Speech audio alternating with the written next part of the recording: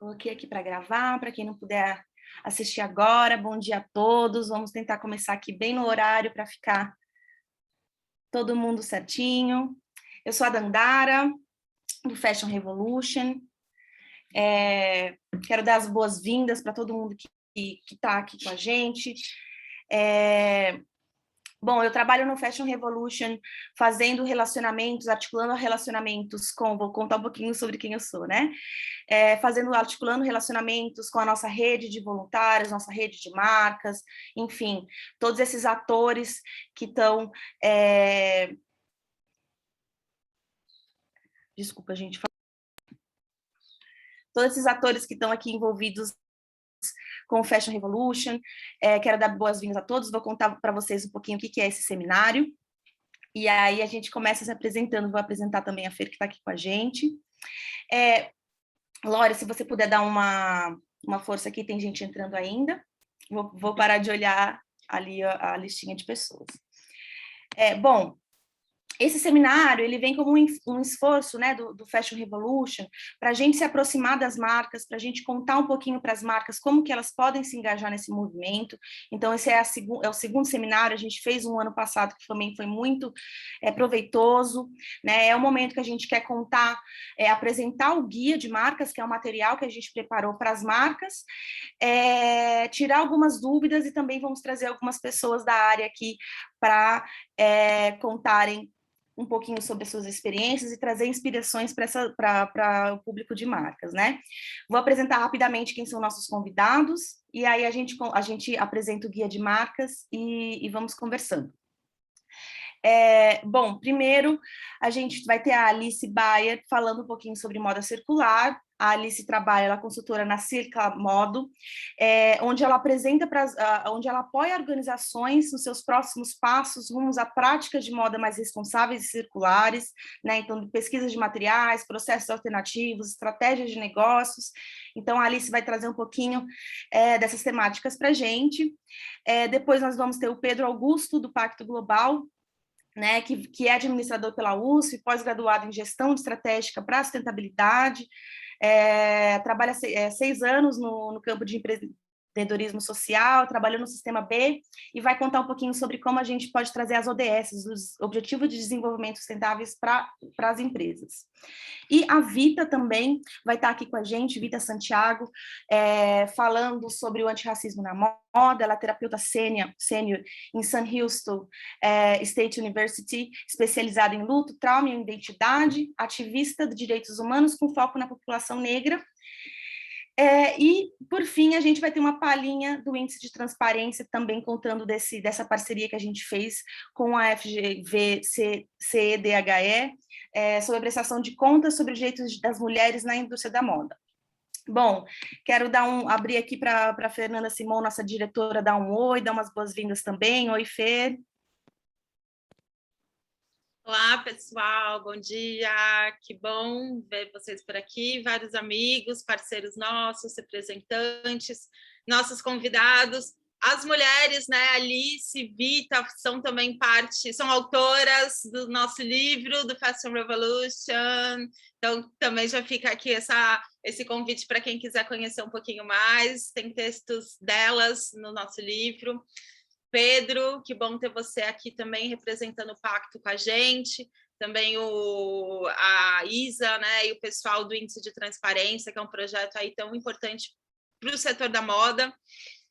Parabéns, Dan, pela organização, articulação desse grupo, né? Eu acho que esse grupo, assim, ele vem para fortalecer essa comunidade de marcas que tanto nos procura, assim, né, querendo saber mais, querendo estar mais envolvido no Fashion Revolution, nessa pauta, nessa causa. Então, assim, estamos até começando agora, né, um pouco mais, né, a gente entender, assim, o que a gente pode fazer com essa comunidade. A gente quer criar, de fato, essa comunidade de marcas, mesmo para a gente estar mais próximo. Então, até já deixo o convite para quem quiser também trazer sugestões, trazer ideias, né, para que a gente esteja, como Fashion Revolution, cada vez mais perto aí das marcas e para apoiar, porque é isso, né? Estamos todos juntos aí nessa missão de ver um setor mais justo, mais diverso, mais sustentável. Então, é isso, estamos aí todos caminhando, aprendendo e construindo juntos. Então, bom, é isso então, gente, sejam todos muito bem-vindos e bom encontro para todos nós. Obrigada, Fer. Vou compartilhar aqui, gente, então, o guia de marcas, que é esse material que a gente preparou. Eu vou só fechar minha janela, porque começou uma serra elétrica aqui, ou algo parecido, só um minuto.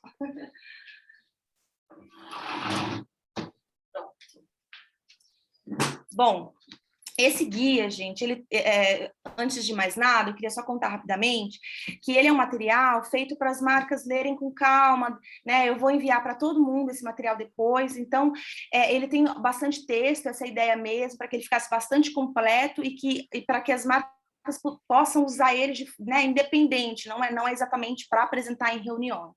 Então, eu vou passar aqui ele rapidamente para vocês verem essas possibilidades de engajamento, e a gente vai conversando. Bom, começa aqui apresentando o Fashion Revolution, né? Acredito que todo mundo que está aqui conhece. Bom, a gente nasceu lá em 2013, com o desastre do Rana Plaza, todo mundo conhece um pouco essa história, que foi o maior desastre da indústria da moda, né? E tudo que isso simboliza, né? Todas essas brechas que a indústria da moda tem, né, desde de violação de direitos humanos e ambientais. Então, o Rana Plaza ele aconteceu como esse símbolo, e o Fashion Revolution, desde então, foi criado para a gente dizer um basta para esse tipo de situação e para olhar para as pessoas que estão por trás das nossas roupas e todas essas condições às quais elas são submetidas. Eu quero começar assim explicando aqui um pouquinho sobre o que o Fashion Revolution propõe para esse público de marcas, né? Como eu comentei antes, as marcas elas são um desses atores que são muito importantes, né? Nesse cenário. E o Fashion Revolution ele é um movimento questionador, né? O nosso papel é questionar, a gente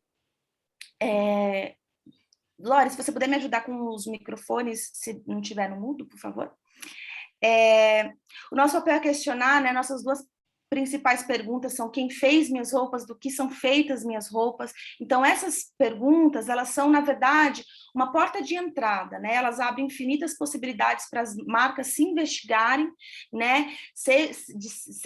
Que sejam curiosos, descubram e façam algo, né? Então, ao fim, quando você descobre muitas coisas sobre você mesmo, você consegue entender, procurar entender soluções.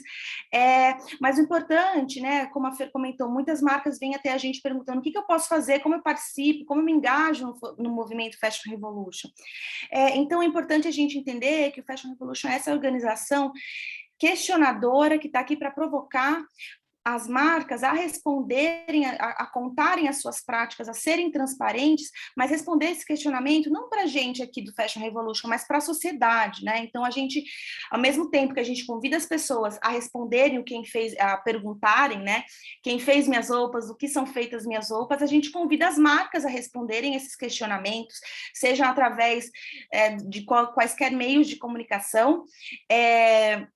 E, por fim, assim, né? A ideia é que esses questionamentos, eles contem como que a marca está contribuindo, né? Por fim, como a marca está contribuindo para um desenvolvimento mais sustentável, como que ela está devolvendo, pelo menos em partes, para a sociedade todos esses recursos, né, humanos e naturais que ela extrai e muitas vezes quase não retorna.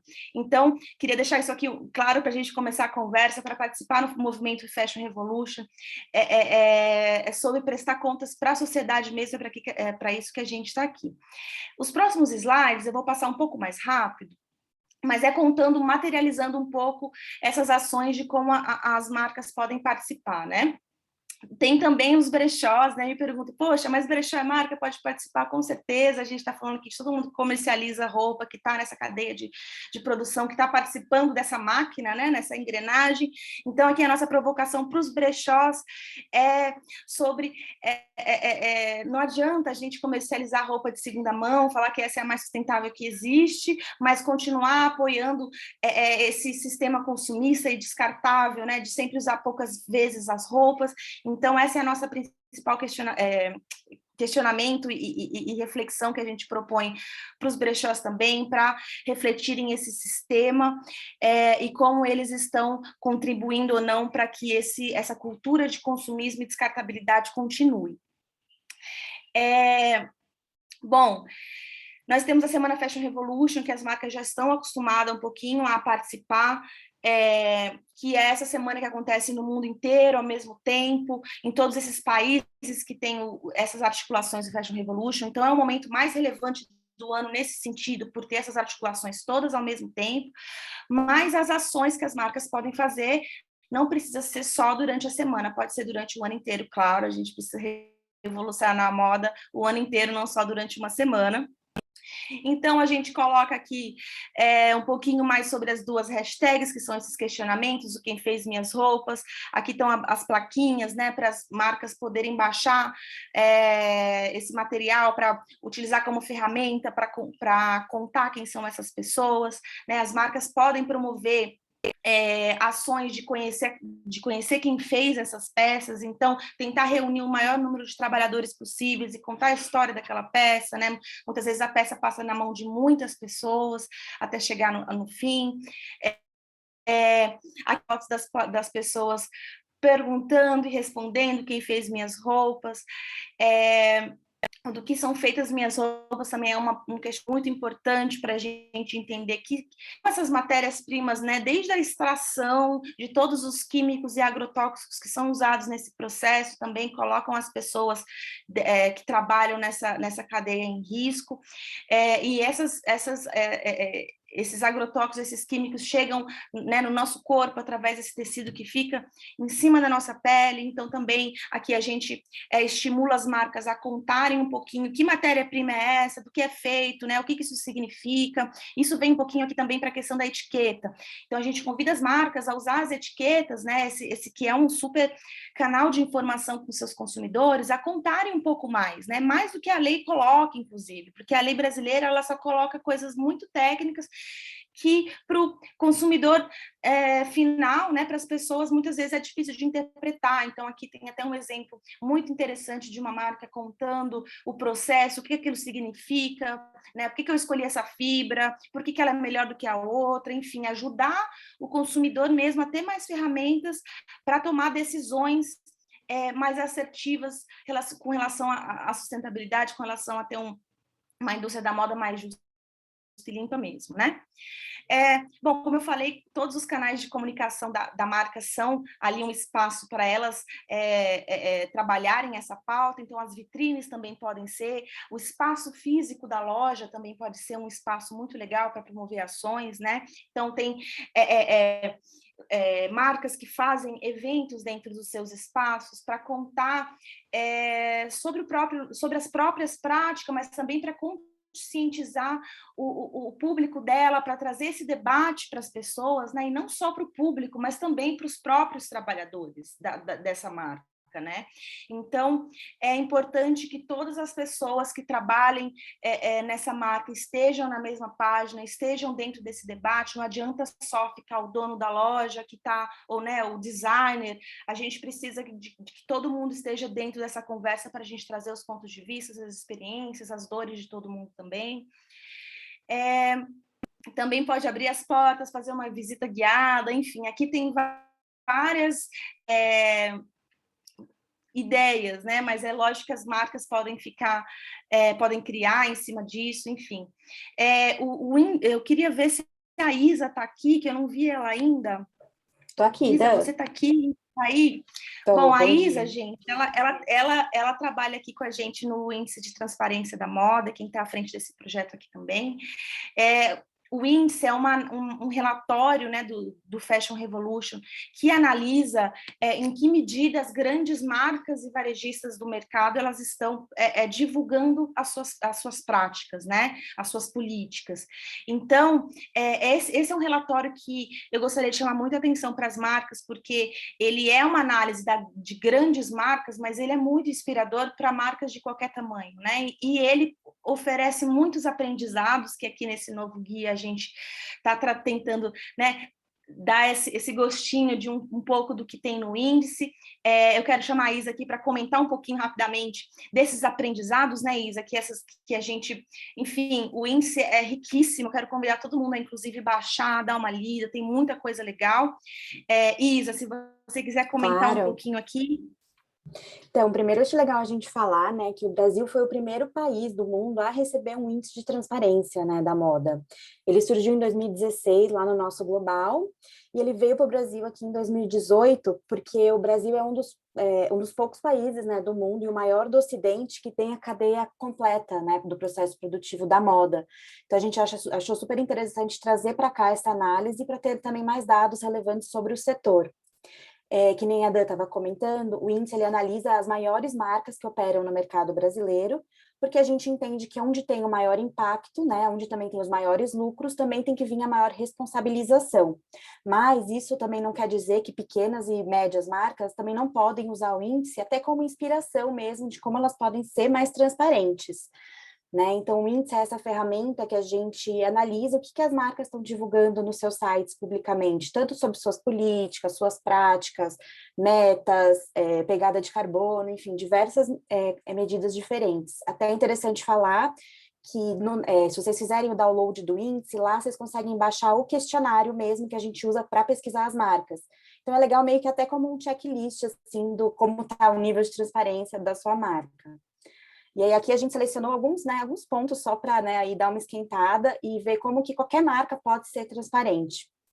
Eu gosto de falar que o primeiro passo é que todas as marcas, independente do tamanho, podem publicar no seu site um contato direto para a pessoa que tem maior responsabilidade, tanto pelos direitos humanos quanto pelos impactos ambientais. Então, um simples e-mail de contato ou um telefone já é uma maneira, né, de mostrar para os seus consumidores e para toda a sociedade que você está aberto a conversar. Então, isso é super importante. É importante também que todas as informações que vocês forem publicar nos sites ou em qualquer tipo de mídia social seja de uma forma acessível, que qualquer pessoa que vá ler consiga entender, que seja detalhada e que seja abrangente também. Outra coisa que é importante é sempre divulgar quais são as estratégias da marca, as metas, mas também o progresso que está sendo feito em relação a essas metas. Por quê? Se a gente só fala o que a gente pretende, corre muito risco de entrar na questão do greenwashing, que a marca nunca, ela não fala qual está sendo o real progresso. Então, sei lá, nossa meta até 2030 é X. Esse ano chegamos em Y, esse ano não deu para fazer o que a gente queria porque teve a pandemia. Então, ser sincero, né? Realmente ser transparente com todo mundo, que não só com seus consumidores, mas também com todos os outros stakeholders da cadeia, né? Pode passar, Dan. Aqui tem mais algumas... Aqui também são mais algumas outras, né, dicas. Publicar lista de fornecedores, né? Então, pensar quem que está fazendo as suas roupas e mostrar isso para o consumidor. Né? Então, desde pensar que você pode falar dessa transparência desde o nível 1, que são os fornecedores diretos de corte, costura, acabamento, falar também das instalações do meio ali, né, de processamento, então, tinturaria, estamparia, bordado, até o nível da matéria-prima, né? Então, algumas dicas do que pode ter nessa lista, que são informações interessantes, é o nome da instalação, endereço, o que elas produzem, quantos trabalhadores tem lá, o recorte por raça e gênero desses trabalhadores. Tem trabalhadores migrantes? Tem trabalhadores com contrato temporário? Esses trabalhadores são cobertos por cobertura sindical ou acordo coletivo? Eu sei que pode ser parecer muita informação, principalmente para uma marca menor, mas essas informações são super importantes para que outras organizações da sociedade civil possam, né, trabalhar ali em conjunto. Aí também a gente tem outras diversas, né, informações que vocês podem ir lendo aqui com calma, mas só para falar algumas, o que a sua marca faz para combater o trabalho escravo ou infantil? Como que sua marca está evoluindo para o pagamento de um salário justo para viver? Quais são suas práticas de comerciais com seus fornecedores? Quais são suas medidas para a igualdade de gênero e racial? Pegada hídrica, pegada de carbono? Quais são as matérias-primas que você está utilizando e qual que é a sua estratégia para ter uma gestão mais sustentável desses materiais? E aí, aqui, para finalizar, eu queria dizer que é importante que a marca tenha sim, divulgado tanto para o consumidor, mas até o entendimento próprio do que é sustentabilidade para ela. Porque a gente vê muito, né, que se fala muito, essa matéria é sustentável, essa matéria-prima é sustentável, mas precisa ter um entendimento da própria marca do que é sustentabilidade para ela, para que esse termo também não se perca aí no meio de tantos outros que a gente tem. Mas, enfim, convido todo mundo aí a ler mais sobre o índice. Obrigada, Dan. Muito bom, Isa. É isso, gente. Dá para aprender muito com o índice de transparência. Convido a todos a lerem com calma depois, né? Aqui estão os links para vocês acessarem esses relatórios. Tem aqui os nossos outros projetos também que vocês podem acompanhar e ler com calma, né? Queria aqui, por fim, convidar todas as marcas a assinarem a nossa newsletter, que é mensal e é curada ali com conteúdo especificamente voltado para as marcas. Então, a gente aqui está sempre pensando com carinho nesse público também, para ver como, né, que tipo de informação a gente pode passar para que inspirem essas empresas a se revolucionarem. Gente, eu vou encerrando aqui, então. Eu queria passar esse guia realmente rapidamente aqui, então, finalizando, comentando sobre o livro, né, que a gente lançou, a Fernanda até comentou rapidamente. Quem quiser dar uma olhadinha, é o primeiro livro do Fashion Revolution Brasil, com 17 mulheres contando suas experiências e desafios na sustentabilidade na moda. E é isso, queria passar realmente aqui só uma palhinha, né? Um gostinho do que esse guia, de quais são as possibilidades. Já vou começar aqui, então, emendando com a Alice, para fazer a primeira apresentação. Oi, Alice. Oi, brigadão. Delícia ver o livro, delícia ver esse material todo que vocês estão planejando, que vocês fizeram. Eu acho que tem muita coisa conectada com o que eu vou falar agora. Vou fazer o seguinte, vou combinar aqui de colocar a minha página. Eu perdi vocês. Onde estão? Vamos share. Eu queria mostrar minha apresentação. Olha, está liberado para os participantes compartilharem. Aqui, agora, sim. Agora sim. Foi. Legal. Foi, não foi? Foi. Já está aí, tá? Ótimo, então. Engatando já no que a gente estava conversando, o meu tema é práticas circulares na moda. É possível? Não é possível? Sim, é possível. E o interessante disso tudo é que muito do que eu vou falar já foi apresentado aqui antes, seja no material do livro, está lá escrito, eu sou uma das autoras, felicíssima, né, de fazer parte desse material. O material da transparência também está lá, né, para a gente aprender muito, tem muito da circularidade lá também. E esse novo guia comentando, né, como é que a gente pode colocar as coisas em prática. Então, uma parte do meu trabalho é exatamente conectar essa questão na circularidade. Moda circular, nós sabemos, é uma coisa extensa, é um tema até, às vezes, meio confuso, como a sustentabilidade tem sido adaptada, o que é a circularidade também, é um tema muito novo. Mas, enfim, só para resumir, todos os produtos na moda circular, eles são planejados, eles são produzidos, eles são oferecidos de forma responsável, isso significa que a moda ética também está ali envolvida, a parte social faz parte, né, da circularidade. Eles devem ser usados conscientemente e circulados efetivamente pelo maior tempo possível na sua forma mais valiosa dentro do sistema, ou seja, daí vem a questão da circularidade, a questão do consumerismo, da questão de quero sempre ter mais, né? E ele retorna em segurança ao seu próximo ciclo. Isso quer dizer que desde o começo ele já é pensado para voltar sem problema, mas não só apenas para voltar, para circular o máximo de tempo possível, né? Gerando realmente valor dentro desse sistema. Então, nós começamos lá, um tempo atrás, falando sobre moda ética, começamos com as questões sociais, esse é um ponto que deve ser implementado em todas as cadeias de valor, não só na questão da moda. A gente entra na questão da moda daí falando sobre sustentabilidade mais específica, quando a gente fala de recursos renováveis, fala dos materiais, né? E aí a gente entra para a circularidade, quando a gente abrange isso tudo e adiciona novos modelos de negócios, novas formas de circular esses materiais, esses produtos dentro desse sistema. Mas todos os produtos já são feitos de forma ética e sustentável.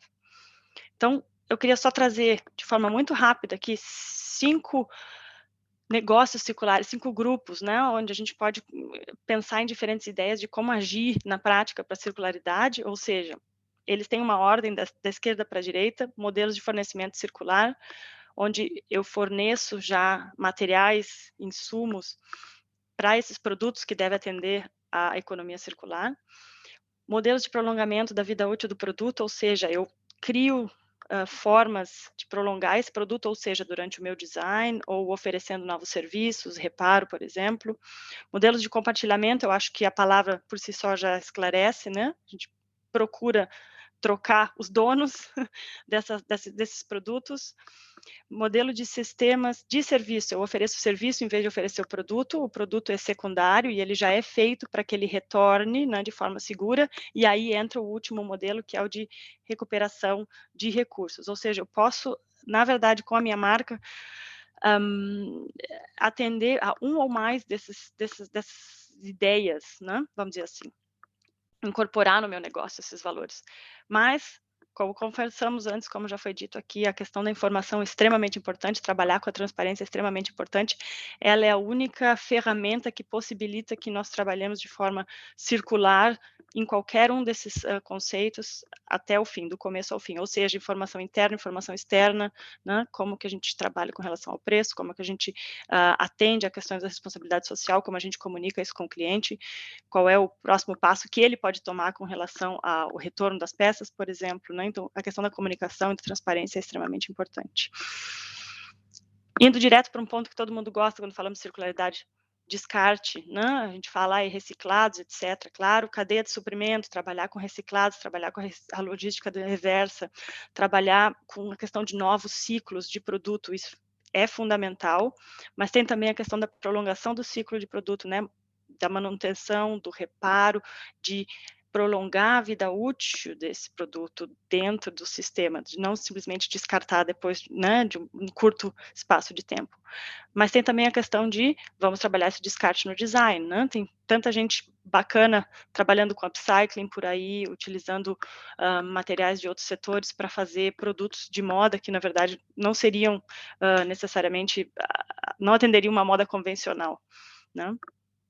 A questão da virtualização é um ponto complexo, mas que está vindo muito forte. Eu queria comentar um exemplo que tem agora aqui na Alemanha, uma marca que ela decidiu que não vai fazer mais nenhuma amostra física até 2025, eles só vão fazer amostra em 3D, ou seja, eles têm um sistema de 3D e eles testam toda a questão da modelagem, do caimento do tecido, das cores, da impressão, e fazem vídeo, fazem catwalk e tudo, 3D, então quando eles acham, ok, esse produto tá bacanão, ponto, aí sim vem a questão da finalização da amostra e a produção segue então o seguinte, então não tem mais aquele vai e vem de recurso, aquele tempo e energia que vai para fazer uma peça física, né? Isso também atende a questão da circularidade no sentido de não estamos usando recurso, né? Não estamos questão de logística envolvida, etc. e tal. Uma nova ideia, a questão de produzir sob demanda, né? É realmente a questão do serviço, eu posso me conectar emocionalmente, quando eu digo eu vou produzir para ti um produto personalizado, ou eu vou produzir com redução de uso de recursos ou riscos, né? Vou produzir sob demanda, vou produzir em lotes, meu cliente pode comprar até o dia X, e aí então eu produzo o que foi comprado, sem estoques e depois dead stocks, que é um problema muito sério, pelo menos por aqui, eu acredito que no Brasil também, né? O que se faz com um produto que não vendeu, né? Que foi produzido demais. Quando a gente fala também sobre demanda, pode ser a questão da personalização, e aí a pessoa vai ter esse vínculo emocional com a peça e vai querer ficar com a peça por mais tempo, etc e tal. Também é uma questão aqui prática, a extensão do ciclo de serviço, a questão do compartilhamento, como nós conversamos, o brechó, sim, né, possibilita que nós estendamos o ciclo de serviço dessas peças, mas, de novo, como já foi dito, tem que ter a questão da conscientização, não é simplesmente porque eu vou comprar em brechó que eu vou comprar, então, 50 mil peças, vou gastar o mesmo valor e as peças vão ficar lá de novo no meu armário paradas, e essa questão comportacional deve ser avaliada em todo e qualquer processo por aqui.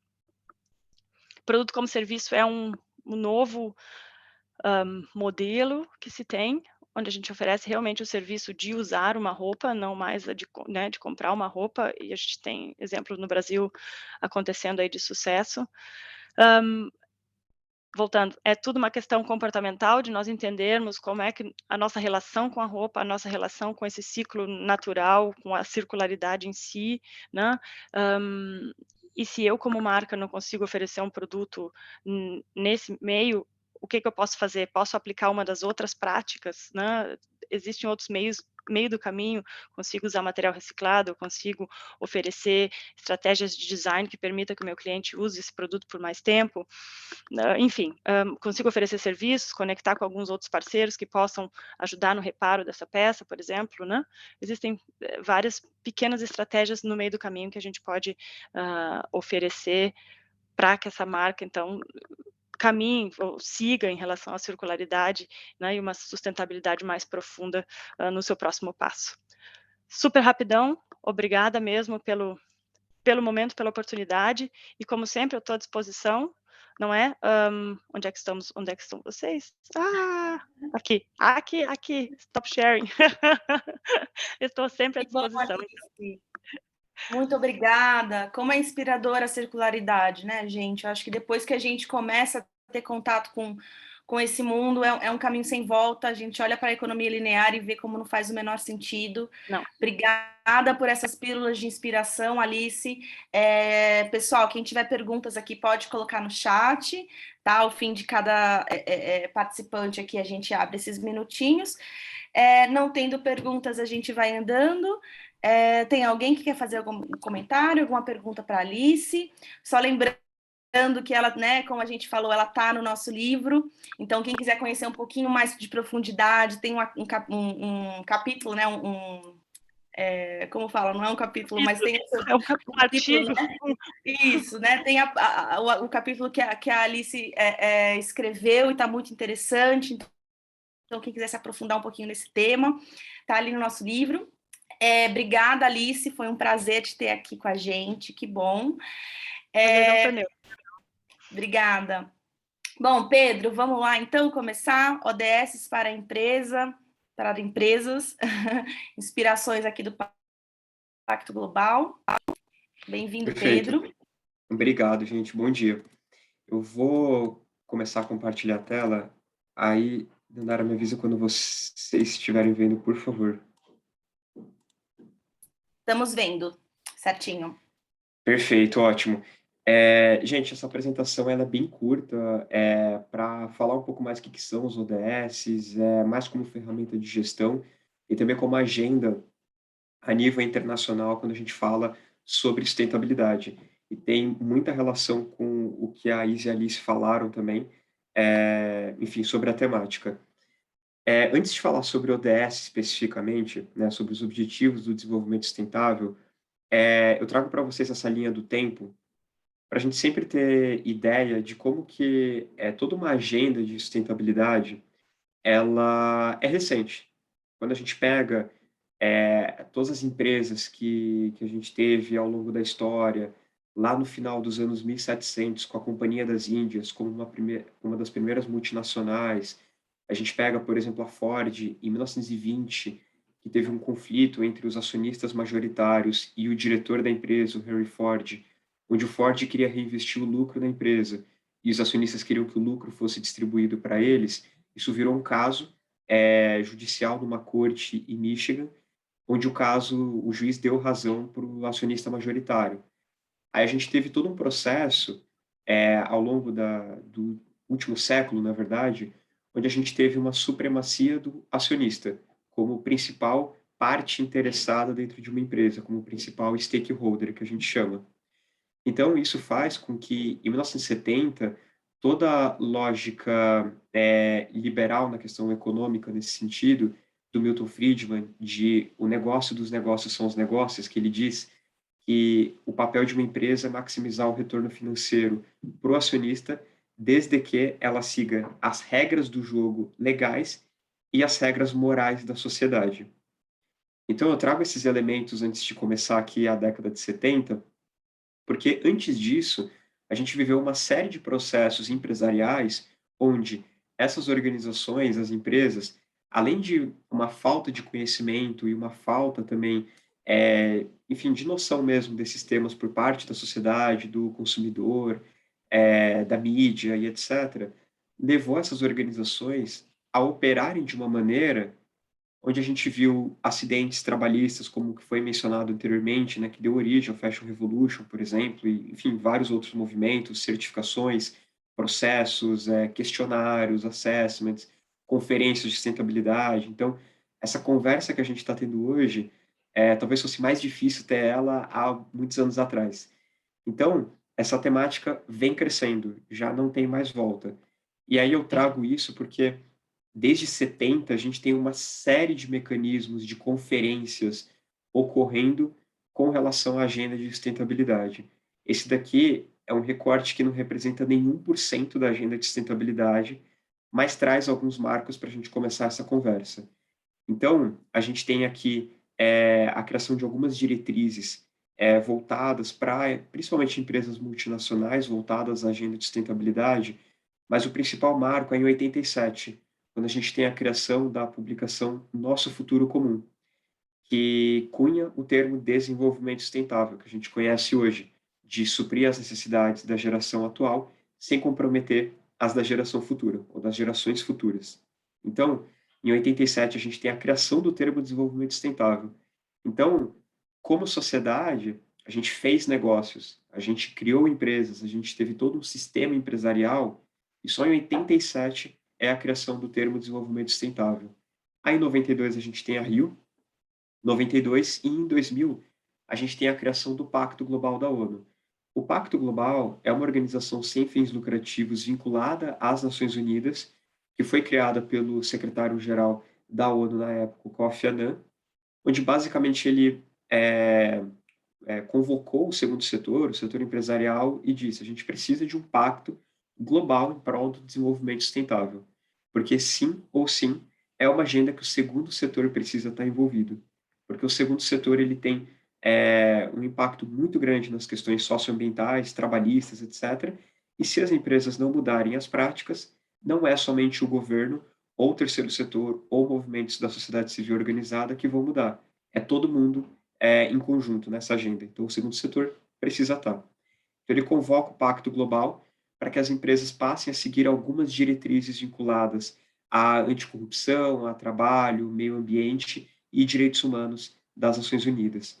Aí a gente tem a criação dos Objetivos do Milênio, que são as 8 caixinhas na época, no início dos anos 2000, para a gente ter erradicação da fome e outras temáticas também, que trouxe muitos avanços. Aí depois eu vou até passar um vídeo para vocês de 3 minutos, um link, que conta qual foi o avanço dos Objetivos do Milênio na época que eles foram criados até hoje. E realmente trouxe muitos avanços para a sociedade. Aí a gente tem a Rio+20 em 2012 e em 2015 a criação dos Objetivos do Desenvolvimento Sustentável. Que basicamente os ODS, né, são essas 17 caixinhas que a gente chama, que são hoje o maior acordo internacional quando a gente fala de sustentabilidade. Então é a agenda mais transversal e global que a gente tem relacionada ao desenvolvimento sustentável. E por quê, Pedro? Porque ela conversa com todos os atores da sociedade e ela conversa com todos os temas que envolvem a temática de sustentabilidade, que é um amplo guarda-chuva. Então, a gente está falando desde pobreza, fome, agricultura sustentável, saúde e bem-estar, educação de qualidade, igualdade de gênero, água e saneamento, energia renovável e acessível, trabalho decente e crescimento econômico, então super a ver com a cadeia têxtil também, inovação e infraestrutura na indústria, redução de desigualdades, cidades sustentáveis, produção e consumo responsável, mudanças climáticas, também super a ver com a cadeia têxtil, vida na água, então aqui bem as questões dos oceanos, vida terrestre, então aqui vai falar muito sobre desmatamento também, e aqui paz, justiça e instituições eficazes, então a questão de anticorrupção e justiça nas instituições. Então, é uma agenda muito transversal. Então, é uma agenda que foi acordada entre todos os países signatários da ONU para dizer o que de fato seria uma sociedade mais sustentável até 2030. Então, é uma agenda que tem 17 objetivos a serem cumpridos até 2030. Então, é uma agenda criada em 2015 que compreende esses 17 grandes objetivos que se desdobram em 169 metas e 231 indicadores a serem cumpridos até 2030. E o lema é não deixar ninguém para trás. Então, de fato, a prerrogativa é não deixar ninguém para trás. Então, todos os atores são importantes dentro dessa agenda. A ideia é trabalhar de uma maneira bem transversal para, de fato, não deixar ninguém para trás. E aí, quando a gente fala dos ODSs, é importante que todo mundo entenda que existem esses indicadores, mas que nenhuma empresa deve trabalhar com todas essas caixinhas, tá? Aqui a gente está falando, por exemplo, de um setor têxtil e algumas indústrias correlatas. Então é importante entender daquelas 17 caixinhas quais estão mais aderentes aos modelos de negócio que envolvem uma cadeia têxtil, por exemplo. Então a gente está falando de erradicação da pobreza, a gente está falando de trabalho decente, a gente está falando de mudanças climáticas, a gente está falando de pegada hídrica, então a gente está falando de economia circular também, então produção responsável, então aqui no ODS 12. Então, é entender, e no próprio site das ODSs a gente tem isso, ver as metas que estão correlacionadas aos ODSs mais aderentes ao modelo de negócio de uma indústria têxtil, por exemplo, e entender quais dessas metas são aderentes ao meu negócio. Se forem 5 metas, perfeito. 3 metas, perfeito. 2, 7, não importa. Mas o que importa é ter uma priorização para que isso possa depois ser reportado, isso possa ser levado para o cliente, para o fornecedor, isso possa ser de fato transparentado. Que foi algo que a Isa trouxe bastante na fala dela, isso é super importante. Então, a ideia é usar esses indicadores que são abertos e vinculados a essa agenda das Nações Unidas como uma ferramenta de gestão de impacto socioambiental de médio e longo prazo. Então, a gente fala que uma organização que olha para essa agenda, ela está olhando para o tripé da sustentabilidade, para o triple bottom line, que é um conceito do final da década de 90, que é olhar para o pilar econômico, social e ambiental. Então, aqui a gente está falando que as empresas elas podem e devem ser lucrativas, porque essa receita vai impulsionar projetos de desenvolvimento social e ambiental também, por exemplo. Então, nenhum pilar está dissociado do outro. Então, quando a gente fala de trabalhar em direção aos ODSs, a gente fala que não é mais uma escolha, é de fato uma necessidade, que foi trazido anteriormente e acho que estando aqui, todo mundo tem noção sobre isso. Mas, basicamente, a gente fala que trabalhar em prol dessa agenda não é mais uma escolha, porque o consumidor olha para isso, a gente tem uma legislação que, no longo prazo, ela tende a ser cada vez mais exigente também com relação a práticas trabalhistas e socioambientais de maneira geral. Então, não é mais uma escolha. Então, a partir do momento que ela não é mais uma escolha, ela é uma necessidade, ela pode ser vista com duas óticas. A de necessidade, como eu disse, mas também a de oportunidade. Então, como que a empresa olha para essa agenda, na verdade, como uma oportunidade de negócio, uma oportunidade de processos. Então, ela pode olhar como uma oportunidade de redução de custo, de parceria, de capitalizar de maneira positiva em cima da sua marca, desde que ela tenha os princípios de transparência, de prestação de contas que foram trazidos anteriormente. Então, eu, como empresa, posso escolher trabalhar com o ODS de mudanças climáticas, com o ODS 13. Como que eu estou trabalhando com essa agenda? Hoje, meus indicadores de clima são esses. Até 2025, eu quero que sejam esses. E até 2030, eu quero cumprir efetivamente com o que o painel intergovernamental de mudanças climáticas está dizendo que eu, como empresa, preciso fazer para contribuir, de fato, com as mudanças climáticas. Então, eu vou olhar isso de uma maneira bem pragmática, com esses indicadores, transparentar isso para o público, quais são as minhas ações, o que eu estou fazendo hoje, o que eu quero fazer até 2023, 2025, o que eu melhorei nos últimos 2 anos, de fato, ser bem transparente e verdadeira enquanto marca. Aí, um pouco sobre o pacto, rapidamente, a gente tem hoje no mundo 14 mil empresas, 4 mil organizações não empresariais, então com uma rede que tem uma capilaridade bem robusta a nível internacional, com empresas de todos os segmentos, tamanhos, indústrias e setores. E aqui no Brasil a gente tem mais de 1.300 integrantes. Então, fazer parte do pacto também é se engajar com outras organizações que estejam aqui na rede, muitas também do setor têxtil e setores correlatos. Então, a gente fala que o novo papel das empresas é desenvolver soluções para desafios globais E também ter um novo sucesso baseado num propósito maior do que somente a geração de lucro para um acionista. E ao longo desses últimos anos, trabalhando com as empresas, é interessante que algumas perguntas que a gente fazia no diagnóstico para alta gerência, diretoria, na parte de governança que a gente fala, quando a gente falava qual que é a missão da empresa, tinha gente que falava, a missão é gerar lucro para a empresa. E não a missão de fato que a gente tem, né? Às vezes de resolver uma problemática socioambiental ou melhorar meus processos para esse fim. Então, quando a gente fala de integrar o ODS no modelo de negócio, a gente está falando de 5 passos muito simples, que obviamente eles descem numa complexidade maior, mas que são 5 passos, que é entender o que são ODSs, que é o que a gente está fazendo aqui, definir as prioridades, e definir prioridade não é trabalhar com os 17 ODSs, de maneira nenhuma, é definir quais são os mais prioritários ao modelo de negócio da empresa. Aí, quando eu defino quais são os prioritários, eu vou entender quais são aquelas metas. Eu falei que são 169 metas com mais de 200 indicadores. Aí eu vou entrar ali no site, vou entender quais são as metas mais prioritárias, vou estabelecer quais que eu quero para agora, quais que eu quero para 2025 e assim por diante. Aí eu vou integrar isso nas minhas decisões de negócio. E aí, quando esse processo estiver fluindo de uma maneira bacana, eu vou comunicar esse meu progresso, que nem a Isa comentou. Então, eu vou transparentar como que eu avancei ou como que eu não avancei também. Então, o que eu fiz de errado, o que eu fiz de certo, isso para todos os públicos interessados em ler esse relatório, mas de uma maneira que seja fácil. Então, usando bem essas caixinhas dos ODSs, colocando poucos e bons indicadores que vão, de fato, apoiar o meu negócio nessa estratégia de sustentabilidade. Então, esses são 5 passos na integração dos ODSs.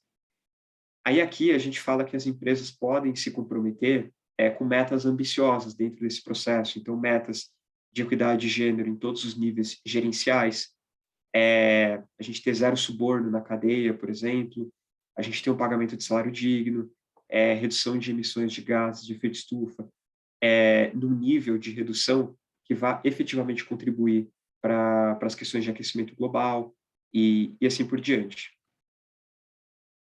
Então, gente, basicamente é isso. Dando tempo também, aqui estão os meus contatos, então meu e-mail é pedro.augusto@pactoglobal.org.br. Aí fico super à disposição, gente, para depois contatos por e-mail, qualquer dúvida ou aprofundamento que vocês queiram com relação ao tema também. Excelente, Pedro. Que bom que é conhecer mais sobre o Pacto Global, né? Tá aqui quando as marcas perguntam para a gente o que a gente pode fazer para se engajar no movimento Fashion Revolution.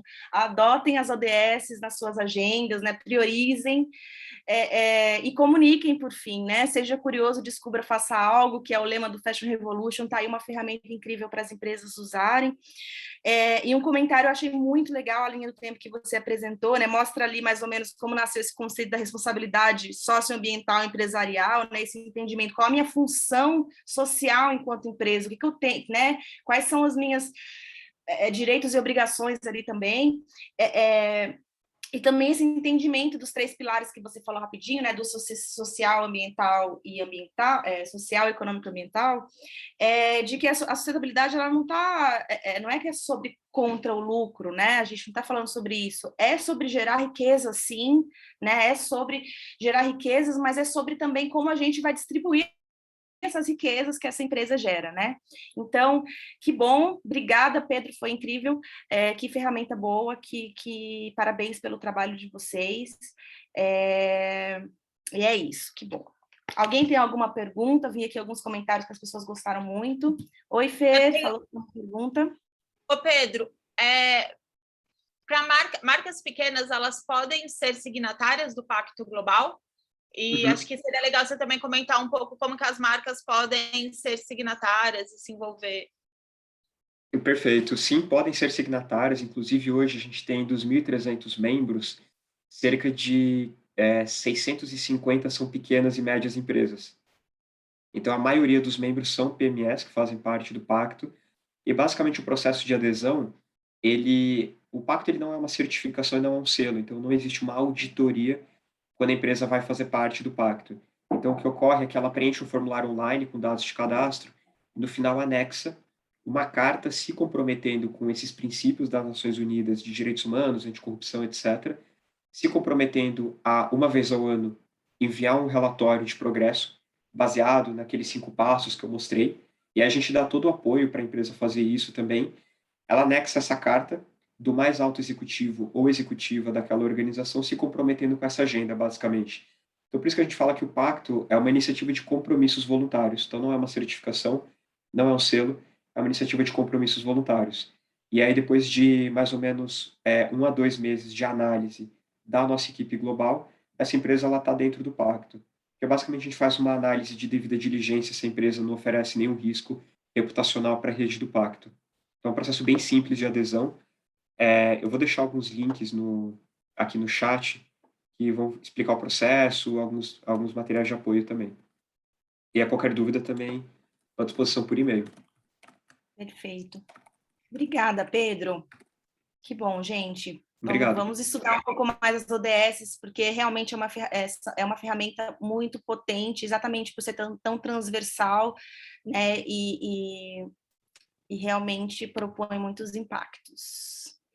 Vita, querida, eu vi aqui que você me avisou que eu falei a sua bio errada, você me perdoe, se você puder se apresentar direitinho.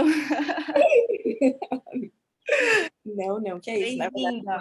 não é a bio que estava errada, não. Era só no cartazinho, que tem a informação de pedagoga e ativista de direitos humanos e tal, e essa é a Vivi. Eu sou psicóloga. Oh, meu Deus. Completamente compreensível. No entanto, que coisa boa, gente, estar aqui com vocês.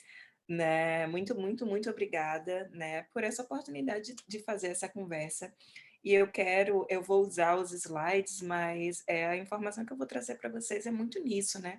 É só uma troca, é só uma fala mesmo. Muito obrigada, Pedro. Muito obrigada, Alice. Eu acho que as falas de vocês são extremamente relevantes. E eu acho que, tipo assim, praticamente eu posso dizer descolonizar, né? Eu acho que eu gosto de pensar, não é uma metáfora, quando a gente está falando na moda, e como é que descoloniza fazendo todas essas coisas que Pedro e Alice falaram. Basicamente, eles já fizeram a minha apresentação para mim, mas eu quero sim quebrar isso mais um pouquinho, para a gente poder ver esses outros detalhes, sabe? Quais são as outras coisas que eu quero, né, trocar com vocês. Então, deixa eu só ver aqui como é que eu vou compartilhar com vocês. Aqui. Só um minutinho. Vocês estão vendo? Sim. Sim. Ótimo, perfeito. Deixa eu colocar aqui para apresentar. E a gente vai falar um pouquinho, né, sobre, eu acho que nas discussões mais recentes, né, sobre moda, colonizar e descolonizar, né, pensar na moda, né, como um espaço colonialista, eu acho que é uma das coisas que a gente tem escutado muito, né, que a gente precisa descolonizar, que a gente precisa descolonizar. E eu acho que uma das coisas que acontecem quando a gente fala muito em descolonizar é que algumas pessoas, na verdade, elas pensam que a gente está usando a palavra descolonizar como uma metáfora, né, para falar, tipo, eu estou querendo explicar opressões, então eu vou usar descolonizar porque colonizado era oprimido, né? Então, na verdade, o que a gente quer fazer é dizer que não é uma metáfora, né? Essa coisa dessa moda, da maneira como ela é. Desculpa, gente, eu estou tendo umas dificuldades técnicas porque eu sou péssima mesmo com isso. Então, algumas coisas que a gente vai pensar é sobre essa questão da sustentabilidade, né? Dessa coisa de colonialismo, moda e economia, colonialismo, moda e cultura, e na prática, né, que é assim, e tu com isso, que a gente sempre fala em Recife, né, assim, e eu com isso, né, o que é que as marcas têm a ver com isso? Uma coisa que a gente vê é que hoje existe, né, um investimento muito grande das marcas em pensar em sustentabilidade, Mas a gente, na verdade, não vai conseguir falar em sustentabilidade se a gente não refletir nas raízes coloniais, né, da moda. Né? Quando você pensa na moda, você vai ver que existem alguns processos, né, acontecendo. Né? Então, quando você pensa historicamente, né, quando a gente está falando de colonialismo, a gente está falando da maneira pela qual, né, as grandes potências europeias, né, nos anos 1500, elas começaram o seu processo de expansão no mundo, né? E elas começaram a sair de lá, né, para as Américas, para o Oriente, né, e para fazer a extração ilimitada de recursos e de mão de obra de trabalho para o seu ganho e lucro ilimitado. Essa foi a lógica do colonialismo. Né? Então, assim, no Brasil a gente vê se foi através da exploração de açúcar, se foi através da exploração de café, de algodão, do ouro, né? Essas potências elas tiveram uma extração desses recursos de uma maneira ilimitada e que a utilização, né, a exploração, né, dessa força, das forças de trabalho, e para os seus próprios lucros. E se você para e pensa quando a gente pensa na indústria da moda hoje, o processo de extração de recursos no sul global, o processo da extração de trabalho no sul global e as rotas comerciais, elas são praticamente as mesmas, elas são as mesmas há mais de 150 anos, né? Então, assim, eu acho que é muito interessante a gente ver que enquanto indústria, a moda, ela se utiliza de uma estrutura e de sistemas colonialistas, ela nasce a partir daí, né? Então, assim, se inicialmente a gente vê as práticas colonialistas se dando a partir da exploração da força de trabalho extremamente vulnerável, né, do trabalho escravo, isso não é muito diferente, né, da realidade que a gente vivencia hoje. E aí, como é que a gente percebe esses impactos dessas raízes coloniais hoje? Esses impactos desse modo de estar no mundo colonial? E isso são coisas que já foram discutidas, né, por Pedro e por Alice. Né? A gente vê os trabalhadores e trabalhadoras da indústria da moda, né, os trabalhadores na base sendo bastante desprotegidos, né? Então a gente está falando muito de costureiro, costureira, né? Da total desproteção dessas pessoas. A gente sabe que muitas marcas estão utilizando as mãos de obras, tem uma associação, né, com a exploração do trabalho infantil aqui no Brasil, ainda é muito forte no Brasil, né? A exploração de mulheres em condições de extrema vulnerabilidade, trabalhando em condições de trabalho extremamente insalubres, né? E a gente também vê que os bilionários continuam construindo as suas fortunas com a indústria da moda, né? E esses bilionários vão ser, na sua maioria, homens brancos. Então, a gente pode ver que existe, sim, uma continuidade, né, dessa lógica colonial. E eu acho que um momento em que ficou muito nítido, né, a lógica do colonialismo foi durante a pandemia do Covid-19, né, que a gente vê que os trabalhadores, né, da moda, primeiro que todo aquele drama, né, de o mundo está vivendo uma pandemia global, ninguém sabe o que está acontecendo, vamos cancelar pedido, e os trabalhadores de base completamente desprotegidos, né? E não só quando a gente pensa nas marcas e a gente pensa nas lojas físicas, né? Muitas lojas conseguiram fazer uma transição, né, para um espaço online, mas os trabalhadores que trabalhavam nas lojas físicas, eles ficaram desprotegidos, né? E durante esse período, o salário dos trabalhadores, eles diminuiu em 21%. Mas, ao mesmo tempo em que, durante a pandemia do Covid-19, o salário dos trabalhadores diminuiu 21%, as marcas que são no top 20, né, marcas, as mais lucrativas, elas, na verdade, cresceram 11%. Né? Uma outra coisa que a gente percebe, essa coisa de impacto, dessa coisa da colonização na moda, a gente vai ver a partir da centralização da cultura, né? E eu acho que essa é uma conversa que é muito massa de ter, né, com as marcas, porque a gente vê que da maneira como a indústria da moda ela é organizada, os padrões de beleza que a gente usa, o que é bonito, né? eles são os padrões de beleza eurocêntricos, né? Eles são os padrões de beleza branco, que são a norma e a definição da beleza, né? Mesmo aqui, né? Mesmo aqui no Brasil, né? E a gente vê uma marginalização, né, dos grupos raciais, né, de outros grupos raciais, de outras etnias que não são representadas, né? E eu acho que aqui é bom a gente fazer uma pausa e dizer assim, nossa, isso se dá como? Isso se dá a partir das marcas. A gente vai ver de quem é o consumidor que as pessoas vão ter em mente quando elas estão fazendo criando os seus designs. Quem são as pessoas, né, que são usadas nas campanhas, né, de marketing? Quem são as pessoas que são empregadas para ficar na frente da loja? Quem são os influencers, né, que as marcas resolvem colaborar, né, com eles para fazer a divulgação de seus produtos? Com tudo isso, a gente está reforçando, né, um ideal de beleza que, se você para e pensa, ele é inatingível.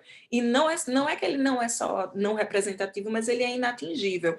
E ao mesmo tempo em que a gente cria, né, uma centralização dessa cultura, ao mesmo tempo a gente está dizendo que né, tem uma série de gente que vai ficar cada vez mais marginalizada ali, porque elas não aparecem.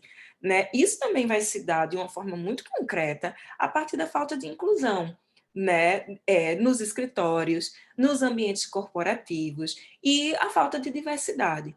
E eu acho que esses são aspectos muito importantes, né, quando a gente está falando em colonização e descolonização, de ver que tem uma parte dessa que é bem grande, né, que é tipo assim, não, isso daqui é para os CEOs estarem pensando, mas tem uma parte dessa que em todos os níveis da cadeia a gente vai ver que a gente tem uma responsabilidade e a gente vai ver que isso se manifesta, né? Um outro aspecto é o aspecto da apropriação cultural, né? Que é quando você vai ver a inclusão de alguns aspectos dessas culturas. Por exemplo, aqui no Brasil, vamos falar assim da cultura indígena, da cultura negra, em alguns momentos até assim da cultura asiática, sem os membros dessa cultura. O que só reforça, mais uma vez, né, a experiência do trauma da colonização, em que os colonizadores simplesmente podiam chegar, olhar e pegar e tomar toda e qualquer coisa que eles achassem que era interessante. Né? Então, quando a gente apropria, quando a gente utiliza símbolos, texturas, tecidos, elementos, sem, na verdade, incluir essas pessoas, a gente, na verdade, está fazendo a mesma coisa. Isso é uma continuidade da lógica colonialista. Se você para e pensa, tipo assim, olha, se o colonialismo, se aquilo que aconteceu em 1500 estivesse acontecendo agora, como é que se daria? Se daria do jeito que se está se dando hoje, né? E aí a gente começa a pensar, né, tá certo. Como é que descoloniza? Eu acho que descolonizar tem muito a ver com descentralizar e com centralizar, né? Eu acho que isso é uma das coisas que a gente está vendo aqui, de dizer assim, uau, né? Um CEO de uma das top 20, né, marcas, ele em 4 dias ele vai ganhar o que uma costureira demora uma vida inteira para receber. Então, quando a gente vê isso, a gente vê o quanto da distribuição de valores, né? Esse aspecto econômico, que não existe uma equidade financeira. Então, eu acho que quando a gente trabalha para garantir às pessoas a dignidade financeira e equidade, a gente está trabalhando para descolonizar, né? Quando a gente vai além de esforços superficiais, né, de diversidade e inclusão. Eu tenho uma equipe de 50 pessoas e eu tenho uma pessoa negra, né? No mês da consciência negra, a marca vai fazer uma coisa sobre a consciência negra, né? Ou vai e celebra o 13 de maio, que, por exemplo, o movimento negro nem reconhece. Vai utilizar alguns símbolos indígenas no Dia do Índio, né? Então, assim, essas são superficialidades, né? Mas como é que eu consigo ir além desses esforços? Como é que eu, na verdade, né, percebo que não, branquitude não é a norma? E eu acho que é muito interessante, algumas pesquisadoras e pesquisadores, eles vão falar isso, né, de dizer assim, de que um dos maiores poderes da branquitude é, na verdade, ser invisível. Porque você olha para todo canto e se você vê um corpo branco, você está dizendo que você só vê um corpo, né? Porque não é racializado e se torna norma. Então, passar a questionar, passar a reconhecer, né, esses ideais, a maneira como a branquitude aparece como ideal e como norma, e tirar, e colocar isso como uma das possibilidades lá. E ao mesmo tempo em que você trabalha para descentralizar, você trabalha para centralizar, né? Então, assim, se as marcas estão fazendo eventos, painéis, conferências, se você tem pessoas, né, que você está trazendo numa perspectiva de dizer assim, olha, a gente vai estar pensando, a gente vai estar construindo, que você possa ter uma presença significativa, né, de pessoas negras, indígenas, pessoas de cor, de uma maneira geral, né? Que você possa ter não só aquela coisa assim, olha, eu tenho uma pessoa que é porque eu fiz, né, a cota da ação afirmativa, mas que você possa de fato ver que a sustentabilidade, a circularidade, eles são valores ancestrais, né, para a população negra e população indígena, né?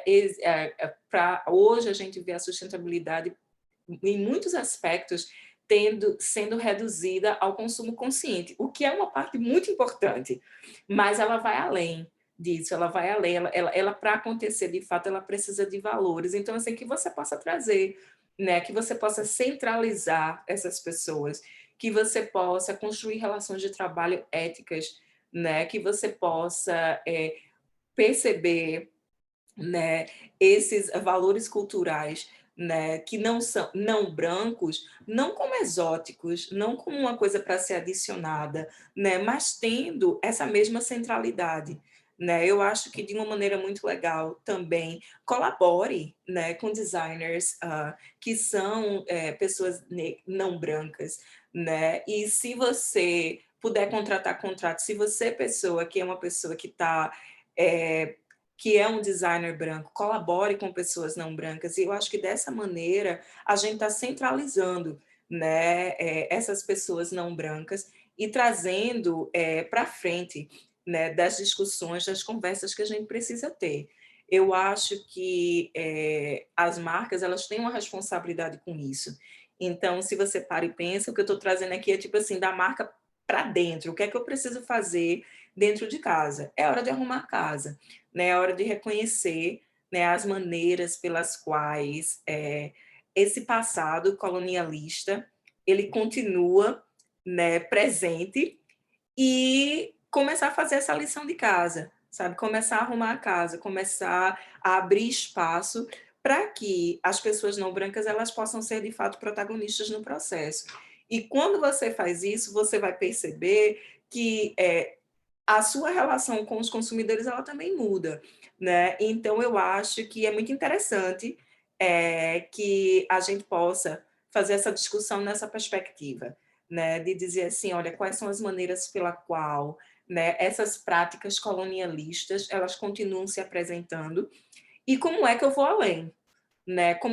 Quais são as decisões que eu estou fazendo? Eu acho muito massa. Eu lembro que teve um drama, né, no Brasil no ano passado, uma das coisas de que quando uma grande marca, né, a marca de Rihanna estava sendo lançada no Brasil, todas as influencers que eram as influencers principais, né, divulgando os produtos de Rihanna eram influencers brancas. Mas isso não foi só um erro daquela marca, né? A gente vê quem são as pessoas que estão sendo contactadas e com cada uma dessas coisas a gente vai fazendo uma escolha que é e se você diz não, mas eu não estou fazendo nada disso, então você está fazendo uma escolha do mesmo jeito, você está escolhendo que as coisas como elas estão bem, né? Então eu acho que se abrir para isso é expandir sustentabilidade, porque a gente não vai conseguir pensar em sustentabilidade de fato sem endereçar essas raízes coloniais e começar a trabalhar para que outras coisas, outras formas de organização sejam possíveis. Eu acredito na moda, eu acredito nas pessoas que fazem a moda, e eu acho que a gente pode fazer, sim, essa revolução acontecer. Obrigada, gente. Incrível. Muito, muito obrigada, Vita. Que boas reflexões e provocações que você traz, principalmente, né, me chamou a atenção aquela parte onde tem o salário dos trabalhadores desceu e as empresas aumentou o faturamento. Como é possível, né? Assim, não fecha a conta, né? E esse é o processo de concentração de renda que realmente foi mais ainda acelerado durante a pandemia, porque é isso, as pessoas mais vulneráveis foram as que mais sofreram, mas enquanto isso tem muita gente enriquecendo, né? Isso é muito louco. E isso é uma coisa que a gente, né, se a gente pensar em sustentabilidade mesmo, tá no guarda-chuva da sustentabilidade, a gente, né, comentamos isso ali quando o Pedro também trouxe essa questão da concentração de renda, e que bom ter você com a gente, Vita, trazendo essas provocações, essas reflexões. Obrigada pela sua contribuição. Quem tiver perguntas para a Vita, pode colocar aqui no comentário, eu abri o microfone, fiquem à vontade. Bom, vamos seguindo, então. Lembrando também que a Vita, né, junto com a Vivi, irmã gêmea, que também é aí nossa parceira, né, a Vivi e a Vita, elas vêm acompanhando aí o Fashion Revolution na criação do comitê racial, também todo um processo de estruturação de um plano de ação. Então, assim, são duas grandes parceiras e amigas aí do Fashion Revolution, e também tem o texto no livro do Revolução da Moda, então também, assim, que trazem também uma outra provocação, né, Vi? Um outro olhar, assim, sobre, que traz mais esse aspecto cultural da moda, mesmo da identidade de moda. Então, também aí fica o convite para vocês conhecerem o trabalho das meninas do nosso livro. Boa, Fê. Obrigada. Bom, eu vou chamar a Isa agora para voltar aqui com a gente, contar um pouquinho sobre essa série de infográficos, né, essa prestação de contas sobre os direitos das mulheres na indústria da moda. Isa, com você. Oi, pessoal, de volta aqui. Deixa eu tentar ver se eu consigo espelhar minha tela, só um minutinho. Que aí a gente vai acompanhando o material juntos. Foi, né? Foi. Tá. Então, esse material faz parte, né, de uma série de infográficos que a FGV, o Centro de Estudos de Direitos Humanos e Empresas, né, da FGV de São Paulo, produz. Eles chamam de palhinha, porque é um conceito de deixar as pesquisas acadêmicas, né, que são sempre, às vezes é difícil de ter acesso e ler tudo na íntegra, então deixar de um jeito mais palatável e ter, assim, meio bullet points, assim, de informação, para facilitar o acesso de todo mundo, né, e ser como umas pílulas de conhecimento e conteúdo. Então, aqui nesse caso, a gente se juntou, né, a essa equipe de pesquisa para trazer uns dados do índice e poder contextualizar com o setor da moda no Brasil. Então, aqui a gente vai dividir a apresentação em 3 partes. Primeiro, a gente vai falar sobre a importância da prestação de contas em direitos humanos. Depois, a gente vai falar da indústria da moda e dos direitos das mulheres. E depois, a gente vai trazer alguns dados do índice de 2020 para dar uma complementada.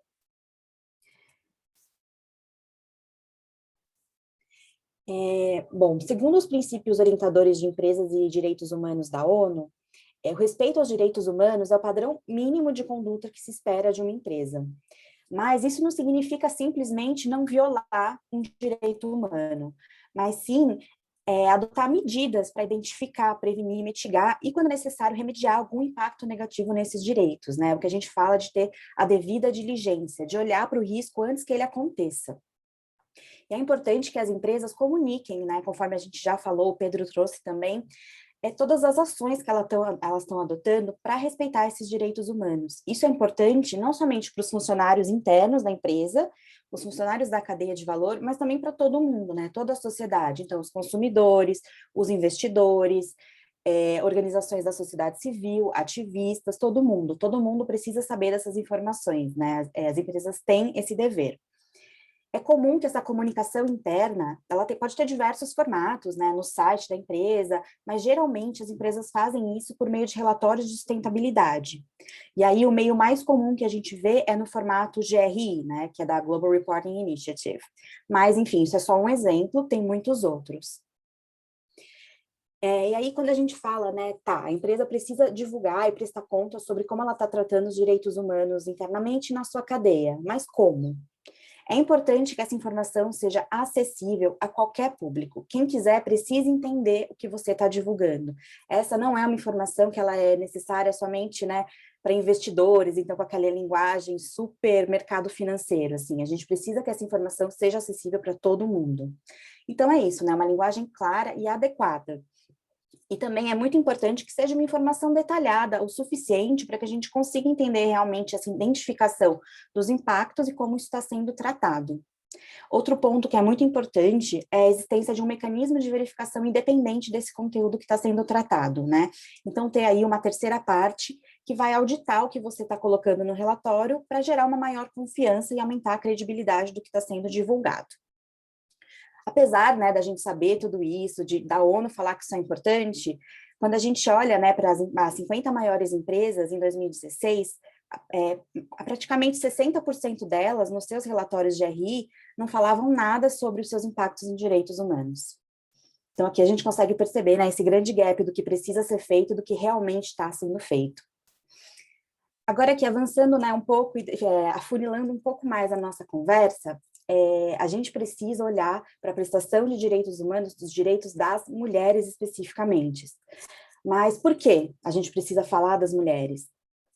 Ao longo da vida, as mulheres experimentam diversas formas de discriminação e violência em todas as etapas da vida, né? Eu estou olhando aqui os participantes, eu acho que a grande maioria de todo mundo que está aqui nessa conversa são mulheres, então vocês não entenderam o que eu estou falando. Então, a mulher, ela enfrenta dificuldades na vida privada, no trabalho, na vida social e na vida política. Né? Então, a gente tem diversos relatos de desigualdade salarial, dificuldade de chegar em cargos de chefia, violência sexual, feminicídio e baixa representatividade política. Então, sim, as mulheres são afetadas desproporcionalmente por tudo que acontece no nosso, né, na nossa sociedade. Isso que a gente não está entrando aí nem nas especificidades de raça, que é o que, né, a Vita estava falando. Estou aqui falando especificamente de gênero. E aí, quando a gente fala da indústria da moda, essa prestação de contas de direitos humanos das mulheres se torna ainda mais necessário, porque no Brasil, em 2010, na indústria da moda empregava cerca de 2,6 milhões de trabalhadores, sendo que 75% dessa mão de obra ela é feminina. Então, sim, falar de trabalhadores da moda é falar das mulheres. Né? E aí, quando a gente olha para o contexto da cadeia de valor da indústria da moda, né, essa cadeia tão extensa, que vai desde ali da plantação, da produção da fibra, até a venda e o pós-venda, as mulheres se encontram numa maior posição de vulnerabilidade. A Vita comentou, né, de alguns abusos de direitos humanos que geralmente acontecem na cadeia, como trabalhos análogo escravo, trabalho infantil, que no Brasil ainda é muito comum. A gente tem também problemas de saúde e segurança. E as mulheres, né, por serem mulheres, elas também estão expostas a outras violações específicas do gênero, como assédio e abuso sexual. Um estudo divulgado pela Care International falou que 50% das trabalhadoras do vestuário do Sudeste Asiático já sofreram algum tipo de abuso de assédio sexual entre 2016 e 2019. Então, esse número ainda ele é muito pesado. E as mulheres, elas têm uma maior propensão de sofrer violência física, psicológica, moral e sexual no ambiente de trabalho. Além disso, a gente precisa olhar, né, para as especificidades do que é ser mulher. E isso inclui um tema que, né, ainda acho que é pouco falado, que é a saúde feminina. A gente tem, sim, muitas particularidades que precisam ser olhadas. As mulheres tendem a desenvolver infecções urinárias, por exemplo, decorrente da exposição de produtos químicos, muito facilmente. E também a gente precisa olhar para as medidas que proponham para essas trabalhadoras uma boa saúde menstrual, né? Que para a gente, às vezes, do nosso lugar de privilégio pode parecer uma coisa simples, mas que para muitas trabalhadoras da cadeia não é. Então, isso pode ser feito a partir de soluções muito simples e rápidas, como, por exemplo, permissão de trabalho de intervalo para ir no banheiro, existência de trancas nas cabines individuais dos sanitários, e acesso a produtos de higiene, como água, sabão, papel higiênico, e sim, produtos menstruais. E também, né, tem um outro nível aí de vulnerabilidade quando a gente fala da mulher, que a mulher tem esse papel, né, instituído pela sociedade, de ser a cuidadora do lar. Então, esse papel de cuidadora do lar e dos filhos, né, essa jornada dupla, se impõe como ainda uma barreira ainda maior para ela sair desse ciclo de exploração. né? Então, falando, acho que um pouco aí já deu para entender do porquê que a gente precisa, sim, de políticas e práticas para os direitos humanos das mulheres. E aí eu vou trazer alguns dados do Índice de Transparência da Moda do ano passado para a gente contextualizar por aqui. Eu já falei o que é o índice, mas eu não sei se entrou alguém novo aqui, vou falar rapidinho de novo. O índice é uma análise que o Fashion Revolution realiza sobre as maiores marcas que operam no mercado brasileiro.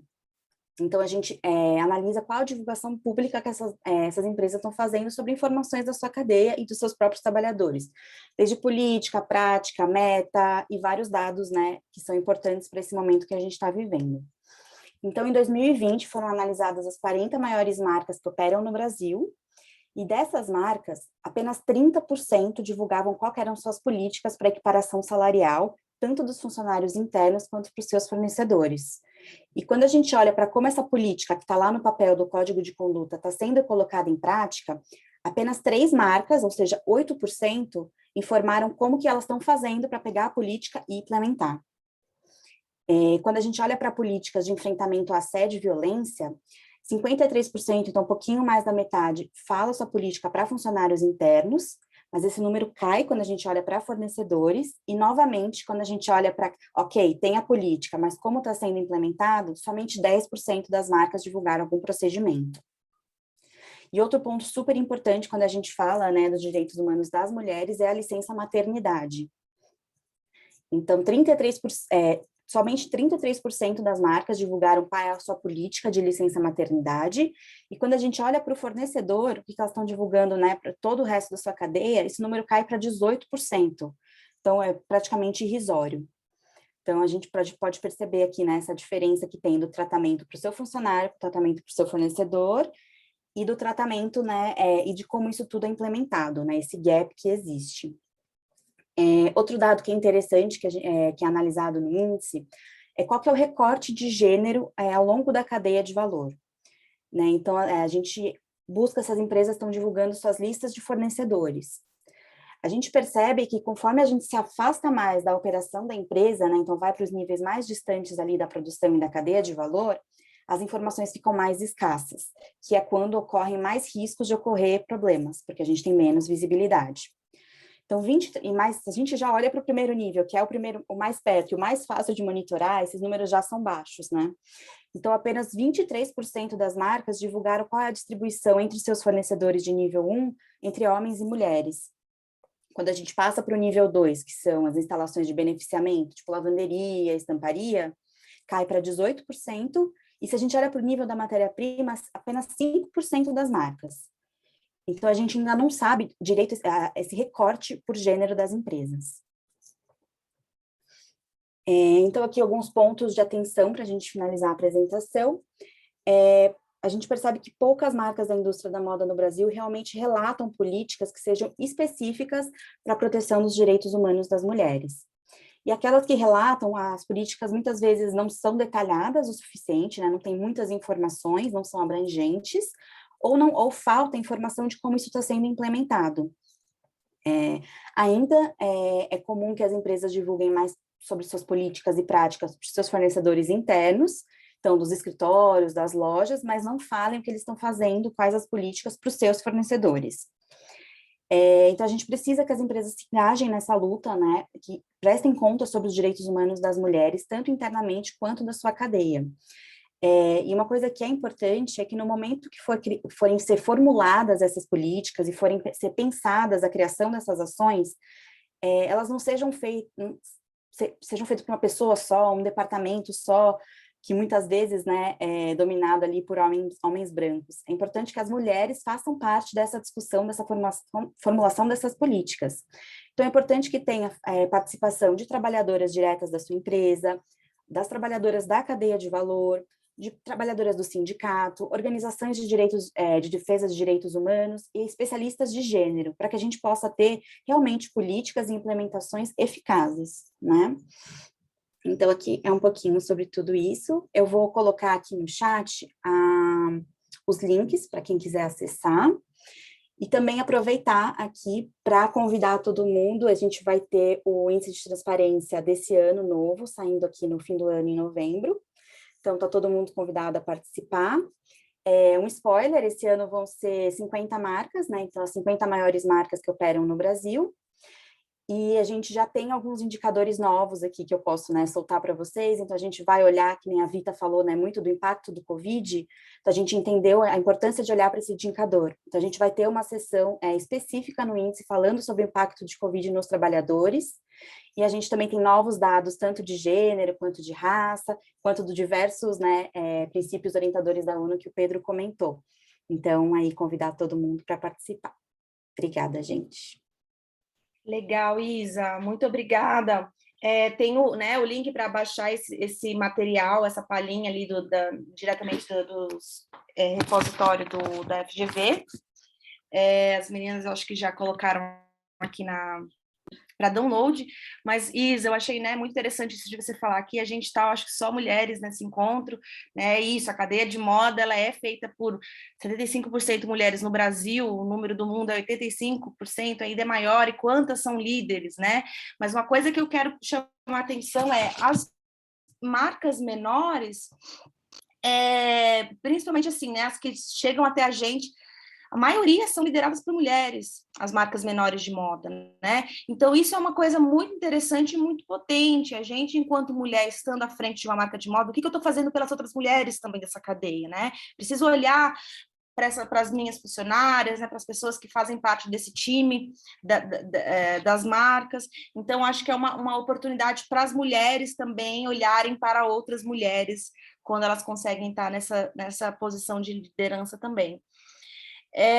Bom, estamos chegando ao final, eu queria abrir aqui para a participação das pessoas, a gente foi aqui bem estrita com relação ao tempo para não estourar, mas eu queria abrir, enfim, saber se tem alguém aqui que quer compartilhar alguma experiência, quer fazer alguma pergunta, estou vendo muitos nominhos conhecidos aqui.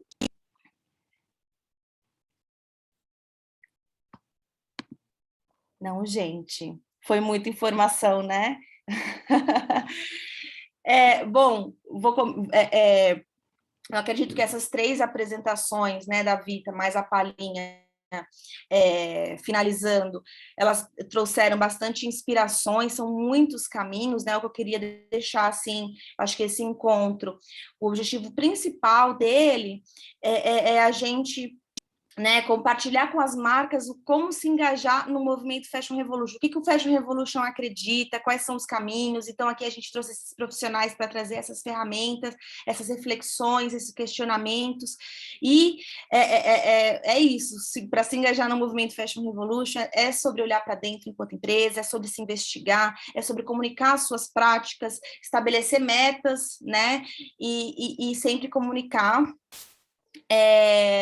Estou vendo aqui os comentários. Bom, aquela apresentação que a gente fez no comecinho aqui do guia de marcas, vai todo mundo receber direitinho no e-mail, para ler com calma. A gente está aqui disponível sempre para conversar, nós temos nossos representantes locais que também estão sempre apoiando as marcas, né, a fazer atividades juntos, a comparecer nos eventos, a levar o Fashion Revolution para essas articulações que as empresas fazem, então também estamos à disposição. Quero agradecer todo mundo por estar aqui, vi muitas pessoas conhecidas, que bom que vocês estão aqui, quem ainda não conhecia, quem não estava aqui, que bom que vocês estão aqui, sejam todos bem-vindos à nossa rede. Estamos à disposição e eu agradeço. Fer, quer falar alguma coisa? Que bom que fizemos esse encontro, Dan arrasou aí na organização, na articulação, na condução. Também agradeço todos os nossos participantes, nossos palestrantes, Vita, Alice, Pedro, Isa também mandou super bem aí apresentando a palhinha, né? Também aí um conteúdo novo que foi feito em parceria e também trazendo essa conexão do índice com as marcas, que assim, às vezes as marcas perguntam e como tal. Então eu acho que nessa edição, dessa vez, né, a gente vem aprofundando mais essa discussão, assim, de conectar mesmo, né, todo esse trabalho desenvolvido no índice com outras marcas, com marcas além das avaliadas. Então, muito bom. Isa, agradeço aí toda a equipe do Fashion Revolution, a Lori, que está aí também nos apoiando, sempre tecnicamente, aí, cuidando para que tudo aconteça. e todo mundo que está aqui, né, Paula, Mari, e os representantes e as marcas, várias marcas aqui também que eu conheço um pouco, que eu acho, ai, que legal que está aqui participando, e que a gente, então, siga, né, com essa rede de marcas, assim, que a gente quer fortalecer esse canal cada vez mais, assim, já vem sendo um desejo do Fashion Revolution há algum tempo, e agora a Dan está pegando, assim, para amarrar mesmo, né, então, se alguém tiver outras ideias, assim, né, para a gente estar mais juntos, então, são bem-vindas ideias e sugestões.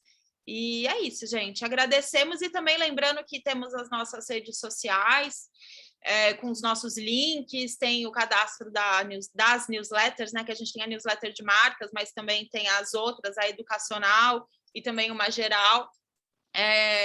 O nosso site, com todos os nossos conteúdos disponíveis para download. Então, muitos dos materiais que foram apresentados aqui, né, eles estão lá nas nossas redes. Então, também fica aí a Ju também está aqui da nossa equipe, mandou aqui o link para se inscrever no link das news de marcas. E é isso, gente, estamos aqui disponíveis, juntos, seguindo aí para construir um setor, uma indústria, uma sociedade cada vez mais justa e sustentável para todos. Valeu, gente. Valeu, Dan. Que o próximo encontro seja pessoalmente, né? Eu acho que aqui nós estamos com muita vontade de voltar a encontrar as pessoas nos eventos, a fazer essa troca pessoalmente. Então, vejo vocês em breve. Vamos continuar nos falando, gente. Muito obrigada e um bom dia aí para todo mundo.